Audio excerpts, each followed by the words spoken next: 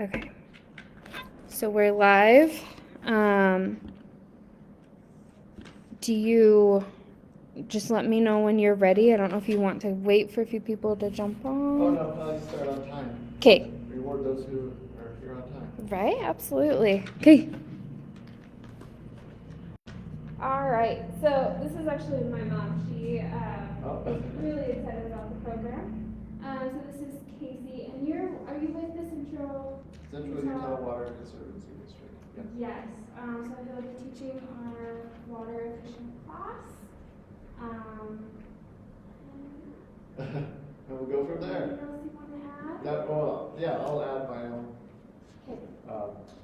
My background's in landscape architecture and ornamental horticulture, so I love plants. Familiar with landscape design, done a lot of design, just out working at a property that our district has here that we've done a landscape for. And maybe online, are there some people online? Yes, there's a few people online. They can let us know if they can hear okay or if I need to use the microphone. Okay. Oh, you want the microphone? Okay. We're talking about water efficient landscaping, and the version that we use is Localscapes. That was coined by Jordan Valley Water Conservancy District up in West Jordan, and they've asked that all the other water districts, the major water districts in the state, teach the same principles. And as they were talking to me about it, I was like, that's exactly what I'm doing at my own house. And so I was very much on board with that, and I'll show you pictures of me implementing this as well. We're not necessarily talking about the rebate program today. There is a rebate associated with it. I think some of the funding is coming from the state, and I think the state is going to require every city, including in rural areas or rural areas like this, to adopt some specific standards for next year before you'd be eligible for the program. But as of this year, you have been eligible. So anyway, we're not talking about that specific stuff today. This is kind of the introduction to Localscapes class, just to kind of find out a little bit about what it is. So here in Utah, we have kind of our own unique climate, and we have unique climates throughout the state, of course, but a lot of the gardening information that's out there comes from other parts of the country that really are not like us at all. You know, California or the East Coast somewhere. So we have kind of our own weather patterns, our own, welcome, our own climate. And so really we need our own kind of landscaping. And so that's what Localscapes is about. Local here in Utah, you can apply these principles wherever you live in Utah. And one of the big important things about this is we have to irrigate, we have to water our lawns and our plants to keep them alive and happy. Other parts of the country don't have to do that. So we really should be designing with sprinklers in them so that we can water as efficiently as possible. And that's kind of the basis of what Localscapes is. So we're trying to shift from this lawn dominant, lots of pretty flowers. Of course, we still have lots of pretty flowers, but we're doing it a little bit differently than this, where Mother Nature can take care of everything on its own. We don't have that luxury. So that's what a Utah Localscape could look like. There's different looks to it. We'll talk about kind of the difference. And a lot of times, we're hoping that you'll kind of look at landscaping through a different lens after we go through this class. And I've had people come back to like the second class that we've taught, and they're like, "Thanks a lot. Now I become a landscape critic. And I can see what everybody's doing wrong in their yards." But they're joking because they actually appreciate that. But we found that Localscapes is easy to understand. Landscaping can be pretty overwhelming if it's not your thing. And this has kind of dumbed it down and made it easy to digest. we used to talk about the 7 principles of water efficient landscaping, which was important and good, but it didn't lead people to do anything. But I feel like the Localscapes 5 steps are like, you start here, you do this, and kind of in an order. And it just helps break it down a little bit. So this is a before shot here. This is one home. So we've got some pictures of people who've actually taken the classes and done the rebate, and so we've got some before and afters, and that's fine. That's kind of a typical yard.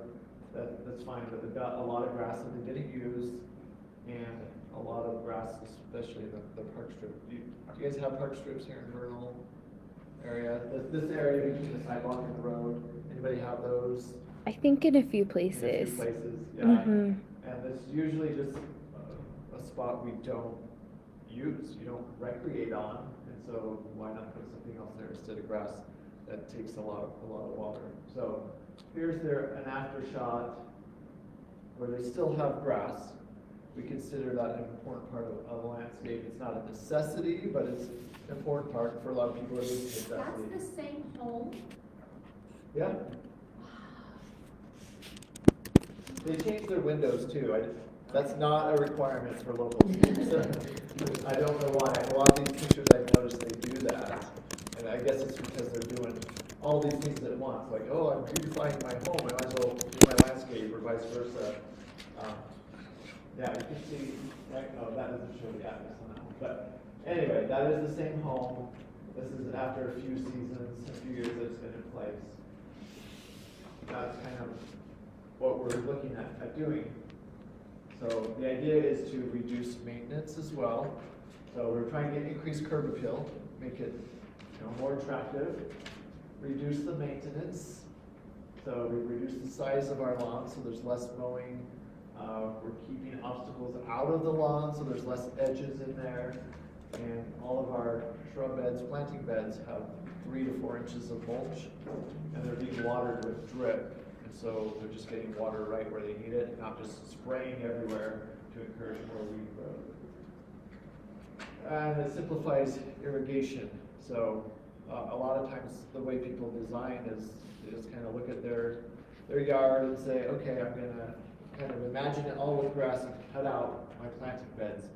But here we're saying design the grass spaces first with sprinklers in mind. Like my backyard, I have 6 sprinklers. And I designed it with the sprinklers in mind. And then improves function. It gives you more things to do in your yard. Like this is a little seating area, or what we call a gathering area, with a gas hot dog roaster or whatever you call that. It's not a fire ring. It's a fire rectangle. I don't know. So here's our Localscapes house. It's a cartoon, and everything lives at the same time, which is not reality. But just to give you an idea of what that could look like. And I don't think anybody would look at this and say, it looks like the desert, and that's what I don't want my yard to look like. Or maybe you do, and that could fit into into this as well. Okay, so now if we move it up to plan view, we'll just show step 1 is, or central open shape, which if you're gonna have lawn, that would go there. Gathering areas, activity zones, and we'll go over each of these. Connect everything with paths, and then the leftover space becomes your planting beds. You're not designing the shape of those planting beds, they just evolve out of everything else. So central open shape. And we do, this is all in the brochure that I brought. I don't know if you want me to leave some copies here that you can hand out. That would be great. For those who were able to come in person. But this is all in that. It's also on the website, localscapes.com. So we start with the central open shape, one in the front yard, and in this case they've chosen kind of a half circle look. Here's what that can look like. It's really important, an important design element, because it kind of is the white space among all the busyness of the planting bed, so it gives your eye a place to rest. So that's what that could look like. If you don't have a central open shape and you just have grass everywhere, that's what that looks like. And all that looks like to me is, a lot of lawn to mow. There's no shade, there's nothing to do out in this space, but definitely I can see where, what's your eye drawn to?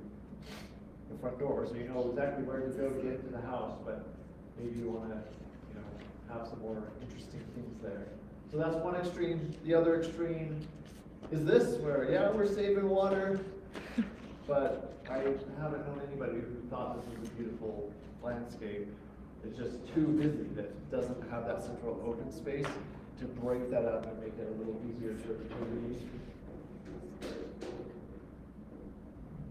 So we want something in between. It's going to increase curb appeal. We've got the central open shape, but also the planting beds. This helps reduce maintenance because we have, as I've already kind of talked, a smaller lawn space, no obstacles in that lawn to compete, and less edges to grow. I hate mowing around a tree.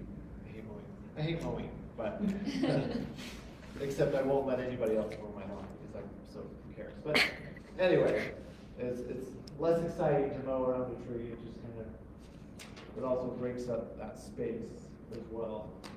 So it simplifies irrigation. Trees can block sprinklers. Any kind of obstacle in the lawn can block sprinklers.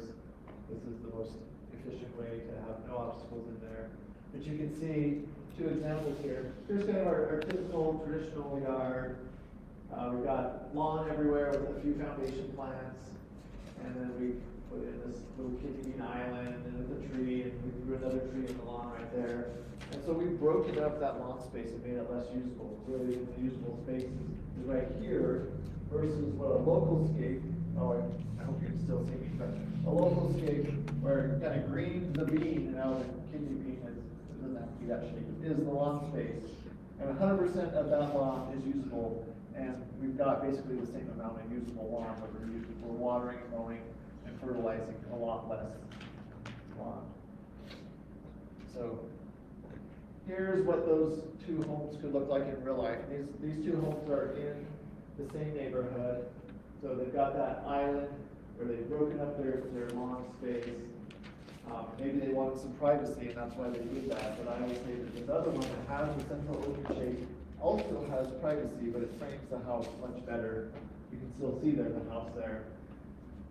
And it just looks cleaner and easier to read. Okay, so if you don't want lawn, you still want to have that central open space, and here's just some other options of what you might use for that. But you can see how it still has that same quality to it that breaks up the busyness of the plant. So best practices for a central open space, you're designing the lawn shape. It's not just getting the leftover space or being the ground cover that you just put everywhere. We keep all obstructions out of the lawn. We don't want lawn in any space that's less than 8 feet wide, because it's hard to water that efficiently. No spray. You're going to have overspray. If you look at those park strip areas, you always see water in the gutter because the sprinklers overspray. And then we try to keep lawn off of slopes as much as possible. A slight slope, and everybody's yard generally slopes away from the home. That's how they build it, so they grade it to drain away from the house. But if you can't sit comfortably on a lawn chair on that slope, then lawn is the best option to put on there, because a lot of that water is just rolling down the hill instead of staying where it needs to go. And then we don't want to use lawn as a path. That's usually going to be less than 8 feet wide anyway, but a lot of people just have the lawn moving to their side yard, their backyard, and that's what you walk on to get from front to backyard. The only time you are on it is to mow it or to go from back to front yard, so better to have the field there. Okay, step 2 are the gathering areas. So in this example, we've expanded our patio in the backyard, that's our gathering area, and then we've added this gazebo. It doesn't have to be that, but these are just places where you hang out in your yard. So you can really give your yard more function and more purpose and a reason to be out there, not just to mow, but to relax and enjoy the space and expand your living area. It doesn't make sense to just have something like this. If this is a temporary situation, that's fine. But, you know, you're going to be watering your tables and chairs, mowing around them, and you've broken up that space. So it would make more sense to have some other kind of material under these tables. You can add curb appeal. You add something like this in your front yard. And this one here actually acts as a central open shape and a gathering space. So you can sit in there. Your front yard gives you a place to chat with neighbors as they go by. And then this is another before shot. So they just had a lot of grass, and they reduced maintenance by expanding their seating area. And again, they've done more stuff to their home too, but that is the same house. And so they've got covered seating area and uncovered seating area. This is where we saw a picture of that earlier with their fire pit. It's not even a pit either. I don't know what you call those things. I don't know either. Fire pit? It's not a pit. It's not a pit, yeah. It's not a fire ring, It's but not a fireplace. it's a gathering space. Anyway. So, and these people did it with inexpensive materials, did it all themselves. It cost them a fortune to make this happen. So it improves function, gives us a reason to be out there. Like I said, this you can have a front yard, backyard, got multiple different options. And really, it can be whatever you want. If you want something near the house, something far away in the corner, a little secret nook to hide from the kids, or to read a book, or whatever it is. So best practices for gathering areas. You want to make sure you have the correct surface material. If you've got chairs that you're going to be moving around, then you want some kind of hard surface, smooth surface. And then it makes sense here, like with the table, they're going to be bringing food in and out of the house a lot for this, so they put it close to the door to the house. And then think about traffic flow as well. Obviously, that you still want people to be able to walk through here. Okay, activity zones is our third step. These are all the things that you do in your yard that don't require a lawn. So, you can see in this example, we've got a children's play area, a vegetable garden, and a shed. Well, shed doesn't sound like a very fun activity, but it fits into this category. Storage is an activity. Chicken coop or something like that would be an activity. Hot tub, whatever it is that you want to do that, it doesn't need to sit on the grass, it shouldn't. And sometimes you're like, oh, I have to have my play structure on the lawn, but you don't actually, it's better not to. So we'll look at some pictures in a minute. And your giant chessboard, you have to have that too, somewhere. Anyway, that's a unique one there, but you can see their vegetable grow boxes in the back there. Just some examples of activities that they don't need grass for this. If I were to have this rock with a chessboard, I might put a shade structure over that it looks a little hot to me. So here's our play structure on the lawn, and everybody does this, I know, growing up. This is what we had too, only ours wasn't this nice. And it was small enough that my dad could lift it up and move it, because he had to mow underneath it. And then the sprinklers are watering it, and it's actually safer. I mean, you can really get hurt falling off a swing set onto the lawn. It's safer to have its own space with several inches of wood chips. And then you don't have to edge around it, mow around it, you're not watering it or anything, it's just set there. And if you look at like city parks, I'm assuming it's going to be the same here. Usually the swing sets and the play structures are in some kind of wood chips or sandbox or something. They're not in the lawn spaces. And if they are, you'll see that the lawn is torn up pretty bad. Okay. So generally, these spaces, having these designated spaces reduces maintenance because you're not watering them. This is one example where you are watering them, but you've got, you're growing vegetables, so you put drip right to the source where it needs to go, and then you're not watering all the paths in between or whatever. So this is a good use of water, and you're still going to use less water than the lawn. Doesn't that look fun, that pumpkin? You guys have a pumpkin growing out here too. Pumpkin plant? Oh, outside the library? Yeah. Oh, I didn't even notice. It says library garden. Oh, out back. Oh, is it? Oh, I knew we had some Oh, you garden have more out back. Oh, maybe that but was a precursor to what's out back. Maybe. There's one in the front too. That's cool. Yeah, I've got grow boxes with pumpkins in this year, and I've got like 15 pumpkins growing. So fun. Okay. Anyway, simplifies irrigation because we're only putting water where it needs to go, and improves function by giving us designated spaces for these activities that we don't have to move around or water. So best practices for activity zones, correct surface materials, keep it all outside the lawn, make sure you're making enough room for whatever that activity is. So do a little research, whether it's in the play structure. Usually play structures, if you're purchasing them online or from a source, it will say how many feet you need around that to be safe for the kids and all that. If you're growing vegetables, again, make sure you're giving yourself enough space for that. And think about exposure. If you are going to be growing vegetables, you want to make sure that this is going to be a sunny location. If you've got a play structure, you have some kind of tree or something that can provide shade at certain parts of the day so that play structure doesn't get so hot and be more time to play. Those are the types of things to think about. And then step 4, we're connecting all these places with paths. And it's pretty easy. You kind of look through and like, how would I get from here to there? Or you can walk through the yard and kind of figure that out.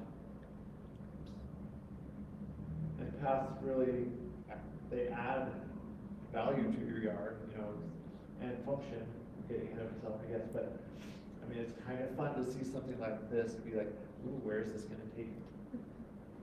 Versus grass everywhere. This is all just grass, and it probably was at one point.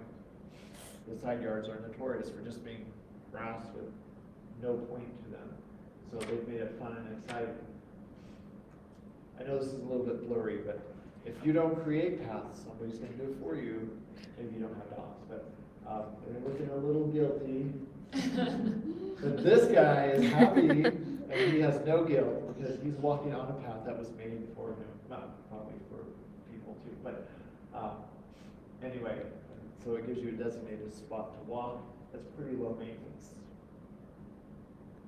So it increases curb appeal, like I talked about, like this winding path going through your backyard. I mean, hopefully that doesn't make people like, I'm sorry, I couldn't resist coming into your yard. It just looks so pretty. But and then like if you were to switch over a park strip area, it makes sense to put some paths in there, just because people are still going to park on the street and want to walk over to the sidewalk to your house, and you don't want them to trample all your plants.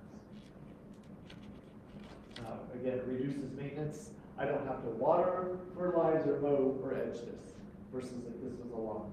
Just picture the difference there.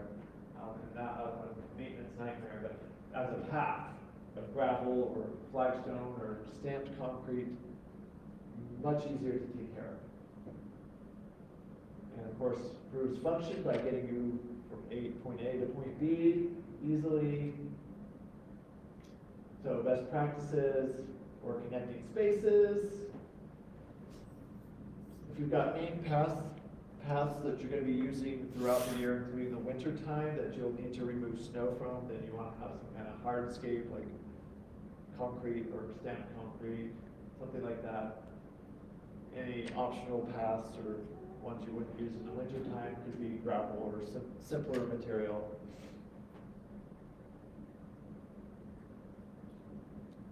Okay, and then planting beds are the final step. So easy, just like that, right? No, not a single weed in that landscape. But you can see how they've kind of evolved here. If you get to this point and you're like, oh, that's just too many planting beds, you could revisit what's another activity I can throw in here, horseshoes or whatever it is, another gathering space to take up some of that space. And this is my favorite part because I'm a plant lover. That's exciting. So we're going back to this one here. This one has been plopped. The planting bed was plopped into the middle of the grass, and that's what we want to not do. And it also looks like, the time this picture was taken, there's not much going on, so they probably went to the nursery and purchased everything that was pretty and blooming right then, and brought it home. So it all blooms at the same time, and then it's all just greenery after. But, we're trying to get more, something like this, have lots of different color. This can really increase curb appeal. And you'll notice in this picture, so the more flowers, like perennials you have, the more maintenance it's going to be just to cut out the spent flowers, keep it looking good. So in this example, they're using color with foliage predominantly. I mean, there's some tulips, but besides the bulbs that are in there, it's mostly just different colors of leaves. And generally, shrubs are less maintenance than perennials are. So if you're really trying to reduce the maintenance, you can look at different leaf colors to get that. We're reducing maintenance because we've got that 3 to 4 inches of mulch, watering with drip, as I mentioned, so we're getting water straight to the source. And it depends on where you live. Like we're out working at our water treatment plant nearby here, and it's surrounded by weeds. So our landscape gets weeds more frequently than mine does. But 3 to 4 inches of mulch helps keep that down. Okay, we want to simplify, or it's going to help simplify irrigation. I don't know if you guys have any experience with drip. Last time I taught a class here, actually, those who were in attendance said, nobody here has sprinklers. We just all water with a hose. Is that true, or are you seeing lots of people have We sprinkler have systems? sprinklers, and we actually use drip. So, Okay, yeah. so you've had some experience with drip. Did you install it yourselves? Well, my husband did. Right. So, Okay. and we've been pretty impressed with it. Yeah, and it's very versatile. And I don't consider myself an irrigation specialist. I'm a little bit scared of all the gluing and piping and stuff, but when you get to the drip part, especially if you're just converting an existing sprinkler system to drip, it's very simple, easy to put together. It's not gluing, or at least not a lot of it. So the average person can do it. And of course, this looks like they need to add some mulch on there. I said 3 to 4 inches, and that's not 3 to 4 inches, and now the weeds are popping up. But, and you want to cover the drip, but then it likes to kind of pop out as it expands in the heat as well. But still, it would be more covered than this generally. But if we showed you a picture of it covered, then you could see it, so. Okay, so best practices for planting beds. This is not grass in the park strip here. This is probably a creeping thyme. So putting something else there rather than grass that you can water with drip. And we get 3 to 4 inches of mulch, like I said. We keep our annuals in containers that then we decorate our spaces with. And then we find plants that do well in your location without a lot of water. So there we go there. Okay. Now let's put it all together. So let's say you live on a somewhat rectangular lot. Here's what that could look like. Again, there's no exactness. You figure out your own shapes that you would want to do. We've got one central open shape in the front yard and one in the backyard. And then we've got, that looks like a fire pit or a fire ring in the top right corner. That's their activity. And they've got some extra parking next to their driveway and back behind with their garbage cans. Here's our gathering space in the front yard, another one in the backyard. Looks like a hot tub, that blue thing. So there's one example. Corner lots sometimes may have kind of a squished backyard, but a bigger side yard. if that's the case with your lot, you know, you put it where it makes sense, where you have the space for it. I hope that's what legible. Sometimes I've shown these to people and they're like, I can't understand plan view. I don't know what I'm looking at, but you can see that house here, right? And, there's our front yard and the backyard over there with some kind of pergola on the side yard here. That's our gathering space. And these are like recycled and garbage bins right there. Our swing set up there. Maybe you live in a cul-de-sac. Are there cul-de-sacs out here in Vernal? Yeah, okay. That's similar to the lot that I grew up on, where it's kind of this odd shape. In this example, there's several open shapes are not lawn, but you can just as easily make those lawn. Just looks like some kind of rock or gravel. If, you know, maybe it's a retired couple that just doesn't want to mow the lawn, they just will put out some pre-emergent each spring there to keep the weeds down. But then they've got, looks like a shed and a little garden area in the top right, and some kind of like potting desk or something like that. So just different examples applying the same principles. Why do we care? What does that matter? So, typical quarter-acre lot, watering about 4 inches of water per season. And you guys might have a slightly smaller growing season than I'm from Utah County. But for us, we only need about 32 inches if you're watering how you should. But people overwater sometimes double, so this is kind of a moderate overwatering right there, 40 inches. So that's what that would look like. And everything gets the same amount of water versus a Localscape that we're putting that amount or maybe the 32 inches on the lawn space, but everything else gets less water. It's being watered with drip, and we're using roughly a third of the water. So, you know, you could water 3 homes with the same amount of water if they were doing the locals. They did a similar thing with the LDS churches, because they were using so much water. They, I don't know, changed the landscaping around. Okay, A lot more rocks. reduce, yeah, a lot of them are now that way. And I know they're looking hard at reducing their water footprint. Interesting that it's that much. Yeah, and this is, you know, numbers calculated, because it's not always quite that simple, but I know that the church has run some what's the word? They've been calculating, trying to figure out how much they're actually saving, but at least originally they were interested in saving money, but I think now they care a lot more about saving water as well. They've also installed a lot of smart irrigation controllers to reduce their water use too. Okay, so on the Localscapes website there is a sample landscape plan. This is it, just if you want something to kind of get ideas from. There's also a bunch of park strip plans on there that you're welcome to copy or take any information that you want from those. Now I'm taking you to my yard, because it's fun to see that I'm not just talking about it, I'm doing it too, right? And like I said, if you understand the rebate rules, mine probably wouldn't fit all the parameters for the rebate percentages and stuff, because there wasn't a rebate when I was doing it. But anyway, you can see, you'll see. So my backyard is what I mostly focused on, because the front yard was installed by a landscaper hired by the builder. They wouldn't let me have any say in that. Annoying, because I'm like, well, whose house is this? I guess it's the bank's, really. But one day it will be.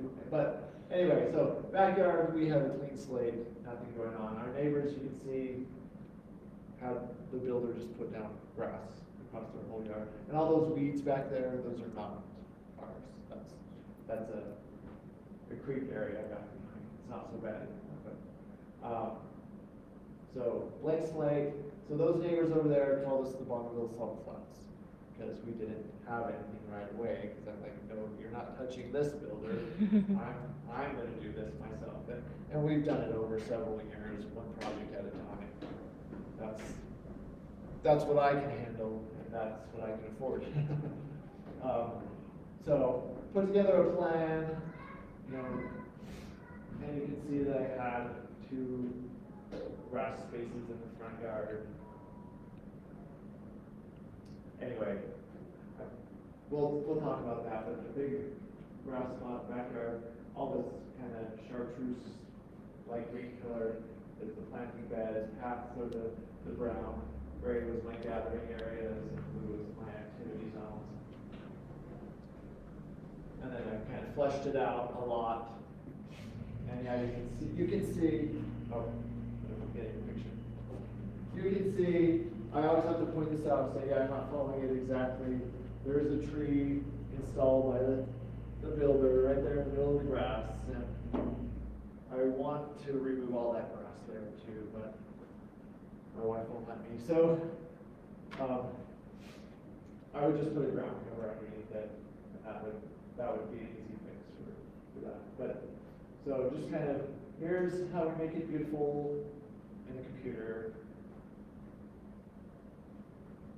And now here's reality. No.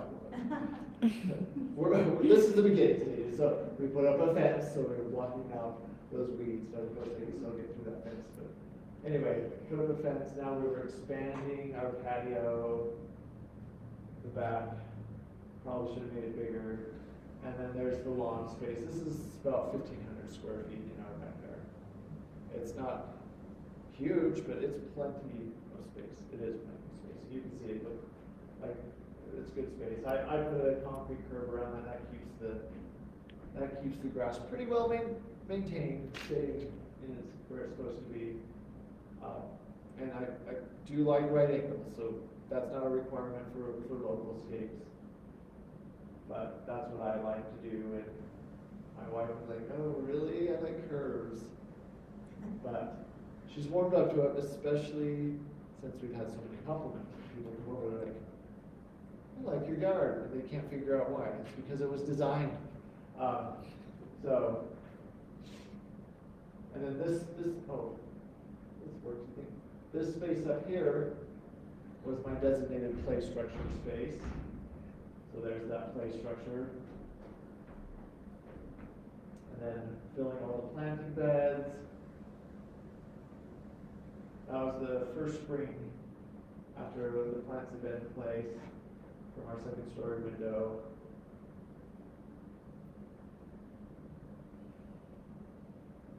I think I've added some updated photos because I'm like, oh, this is so old.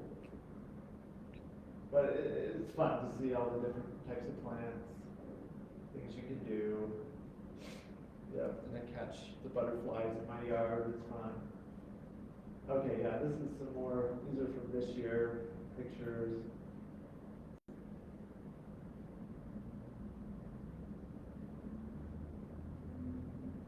And then this is last fall.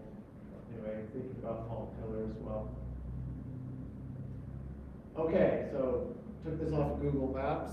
You can find my house. This one here. You can see, compare that to, I had a good sized lawn. Look what everybody else has. They just put lawn everywhere and then cut out of it. And they all have a trampoline. Almost all of them have a trampoline in the middle of the lawn that they have to move around. Not that that's real hard, but still, they're watering it every time the sprinklers go off. And then I hadn't done anything here on the 2 side yards, and then I also have since, well, I'm showing you an updated picture, so what to look for. I cut off all of this grass here and some on that side. So here's the most recent Google image. Now you can see how I've used my side yards and done some things over there and cut up more of my lawn space. So the south side yard, getting water from my neighbors, so I worked with them to stop that, hopefully. But I did put some drains in there just. Anyway, that's what it used to look like. what would you have done? Just grass everywhere? But not anymore, right? Not anymore. So I was like, okay, south side of the house, plenty of sun. I want to grow some vegetables. I put in my grow boxes there, and you can still get all the way through, even though it looks like that goes all the way up to the gate. It doesn't. The gate swings all the way over. And then I put some columnar shrubs along here to help cool the area off because it gets really hot. Even though this picture is in the morning when it's still not sunny there, but and then updated to this year, my columnar shrubs are getting taller. I know this looks like a mess, but it is really nice. Getting my pumpkin plants and some corn we had growing. I'm using that space. I'm giving it a purpose rather than just gotta go mow over here because there's grass here. Okay, and then this, I'm showing this picture again. So this space over here. This is on the north side yard, and I just threw in design, not through yet, but so planting beds there where things are growing. One of our favorite flower spots. This giant elderberry that's taking over the world, but I gave it the space it needed, so it should be okay. Do elderberries grow vernal? Yeah, they probably do. I'm not sure. What zone are you here? Hardiness zone. I think Slightly vernal's a fewer. 5B, something Okay. like that. Yeah, yeah. You can. I'm sure you can grow these here. And then this other part of the north side yard was the last spot I did anything with, and I was like, let's utilize the shade because it's the north side, and we threw in we paid somebody to pour concrete and put in a patio there so we could utilize that shade. Here's what that looks like this year. My bug trap and some toys and stuff, but it's getting use. And then I just like to show that the front yard here, there's that culprit, that tree in the middle of the lawn that they put in there. But all this grass, and I hate mowing right over here, and I just wanted to reduce my lawn there, get it away from all of these boxes. And, I still have some grass there. I still have to mow around that tree, but one day I will not. Anyway, and then I update it to this year. You can see I've got some plants growing in here, plants over there. It's more exciting, and a path. We put that path in there to bring us all the way, go all the way around the house on paths now. So going to the south, am I confusing anybody? The south front yard, on the other side of this gate is those grow boxes that we saw. And I just had all this grass in this skinny area that I hated, and those shrubs were overgrown and not what I would have planted. So I ripped that out and planted new things and put in a little path, and then an update to this year. That's what that was looking like. So and the concrete curb to break up that, keep the lawn from coming in to there. So that's what I did. And then I throw in some other fun pictures. This is a tulip. That's a cool tulip that I have in my yard. And if you're familiar with honey locusts, this is the only purple variety of honey locust that I know of, and you can't find them anywhere, but I did. Do they have big thorns? No thorns, just thornless. Okay, so I've just thrown a little bit of a different presentation on here too to talk about fall, some things you can do in your yard for fall. I hope that's okay. Just because I gave the same presentation at the library in Eagle Mountain and they requested that, so I thought I would just keep it for here. And so I've been following this.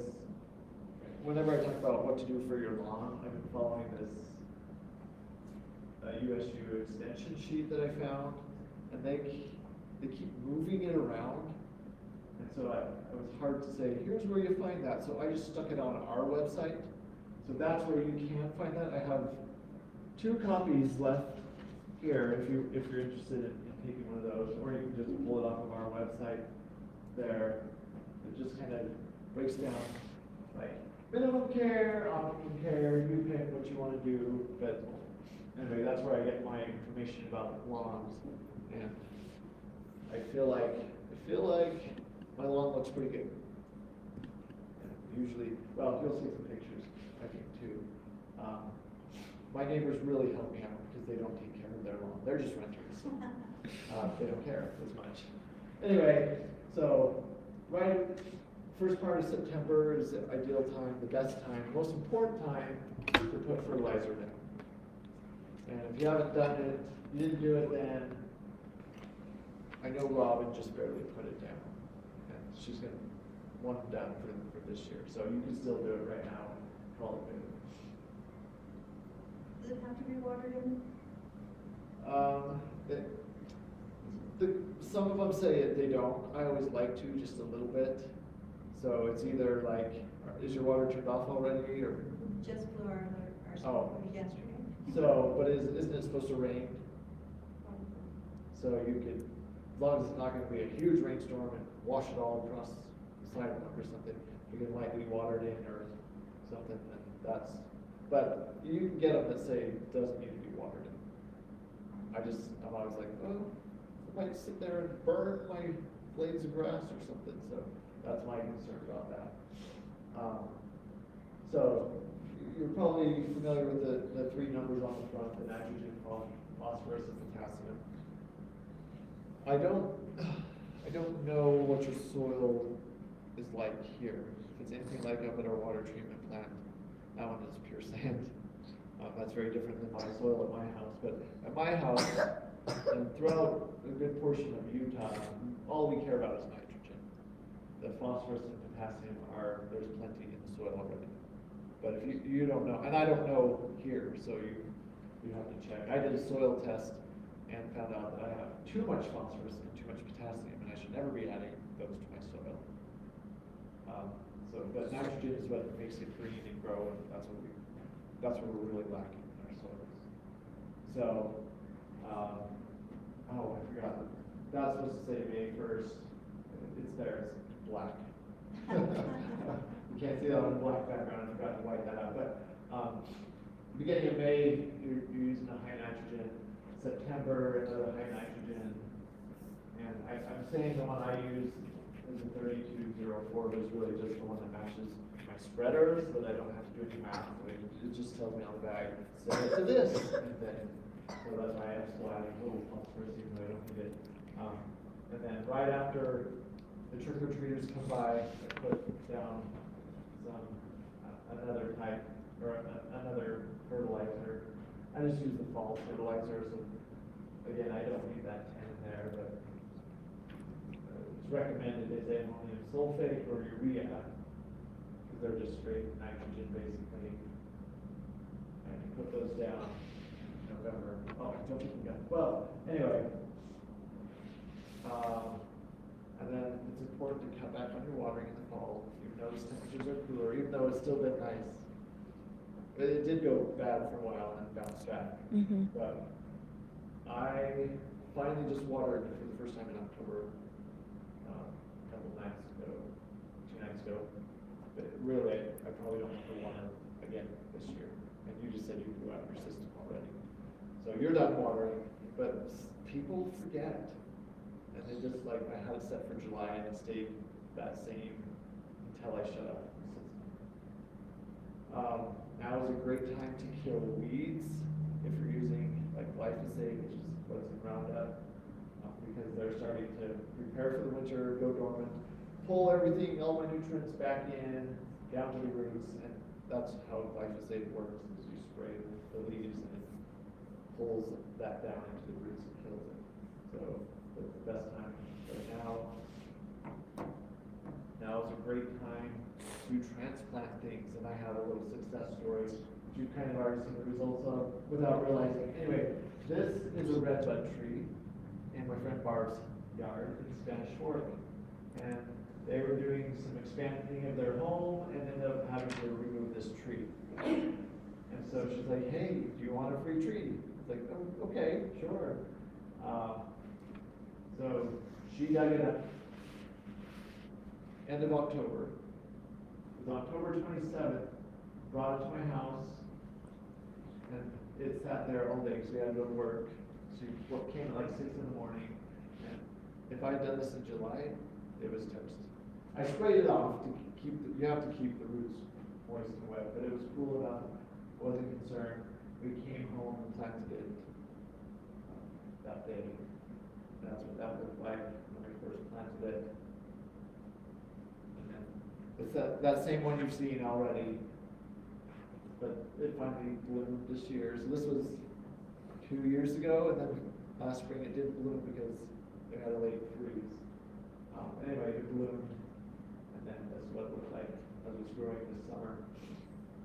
So transplanting and planting new plants in October, September, October, that's a great time. It's fine to do it in the spring. Just know that temperatures are rising, but in the fall, temperatures are going down.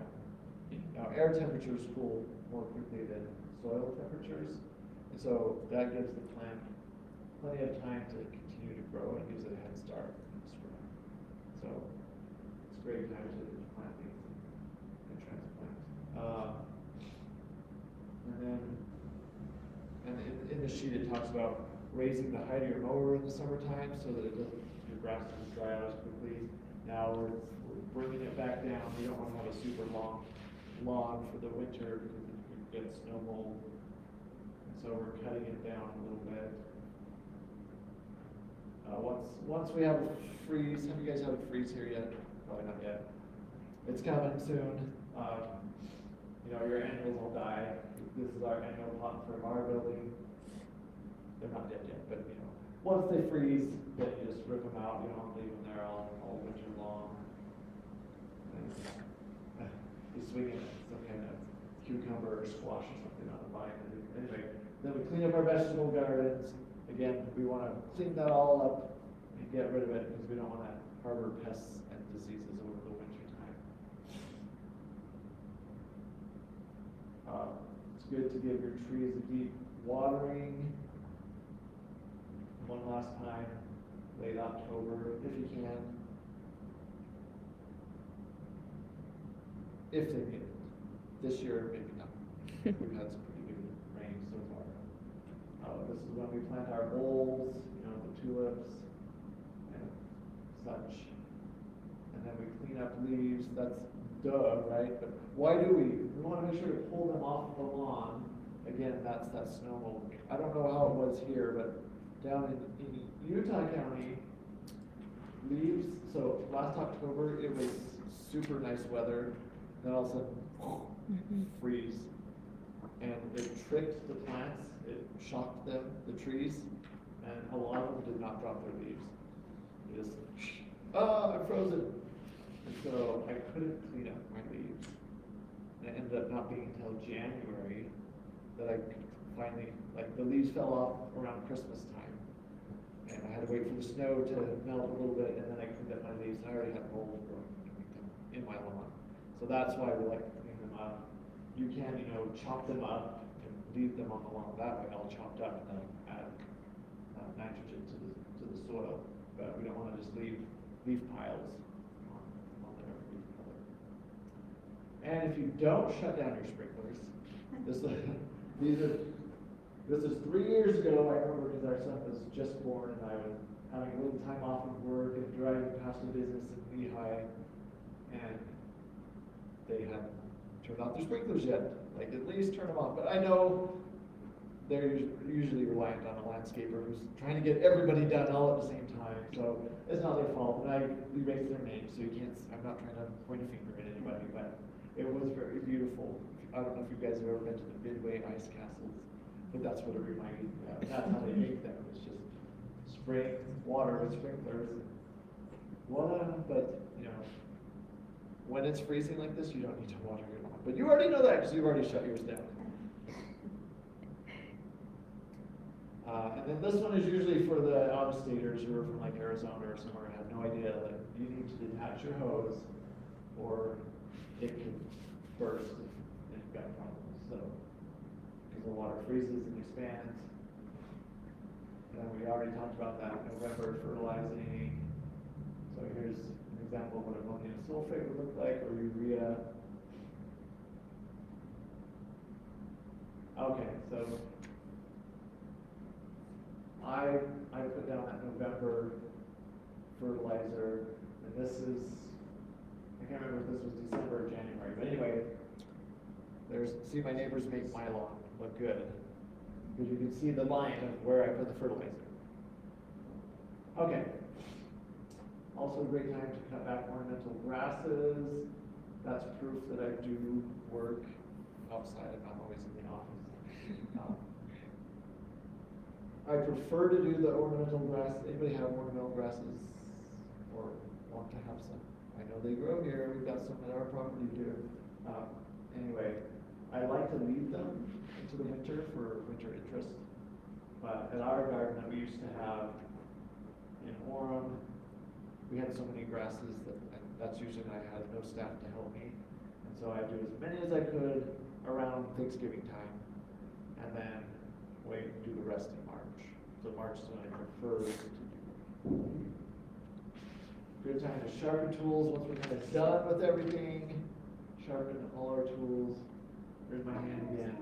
Wrapping trees, young trees. They get that freeze thaw in the winter time where the sap starts flowing and it freezes, and that can crack the bark. And so for several years, I like to just use this tree wrap. It's meant for wrapping trees like that. That just helps protect them. So from November to April. How far do you wrap it out? You just go up to the first branch. Okay.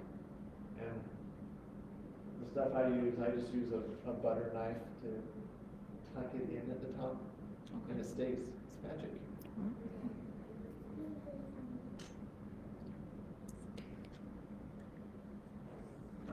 Okay, and then if you've got palmer evergreens or stuff that could flop over. So this is, oh, Robin, have you seen these pictures?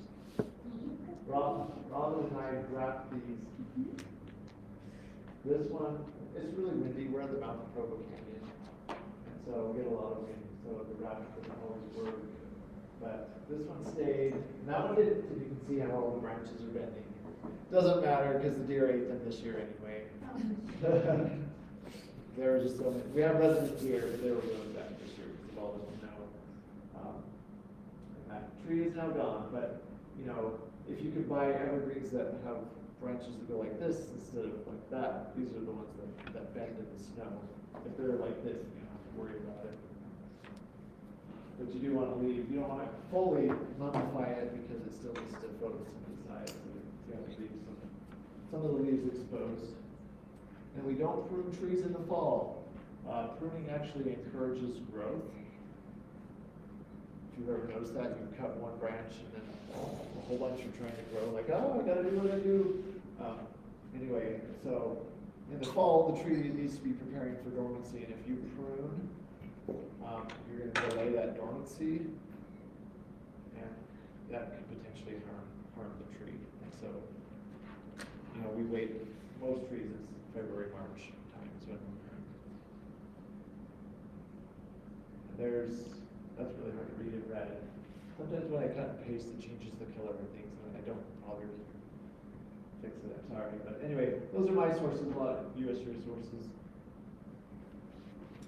There's my contact information, and We can call you? yes, you can. Yep. But I don't always answer. If I'm there, I answer. But I will call you back if you leave a message. I've been out of town a whole bunch lately, and people are probably frustrated. But I just not always sitting there at a desk, like right now. So I'd be at home normally. Anyway, so there's that. Any questions or? Can you go back to your fertilizer just slide? The fertilizer slide. That was one. good. Is that the best one? The other, this is pretty much what the other one said as well, right? High nitrogen. Yeah, so May 1st and September 1st, we do the high nitrogen. But really, you can use the same stuff every time. but in this particular handout, it just specifically calls out ammonium sulfate and urea in November. But that's not what I put down. I just use the fall fertilizer because it matches my spreader, and that's easier for me. But this would probably be better, but they usually say, do such and such pounds per 100 square feet. And I'm like, I don't know what that means. You know, that's why I just like, my spreader says, the bag says, put it at 6.5, and they pour it in, and then I know I'm doing the right amount. For me, that works. I don't want to have to figure out such and such pounds per 100 square feet. Or is it 1,000 square feet? Whatever it is, I think it's probably 1,000 square feet. Okay. Yeah, thanks for coming. Thank you. And we're All right. Yeah, you're welcome to take those if you want to work on your landscape. and people can contact you guys through Localscapes, the website. Is My that contact information is not there. yours is separate? There is a Localscapes Facebook page. Mm-hmm. I'm not on that either, but Okay. that, if you're working on doing something like this and want to interact with other people who are in the same process, Mhm. there's other people on there, and also professionals and other water district people who are associated with it that can kind of help answer questions and bounce ideas off each other as well. That's one way. I actually don't work for the rebate program. I don't do that part of things. I've been there longer than that was a thing, but I teach the classes related to it. Absolutely. Perfect. Okay. Well, thank you. Thank you.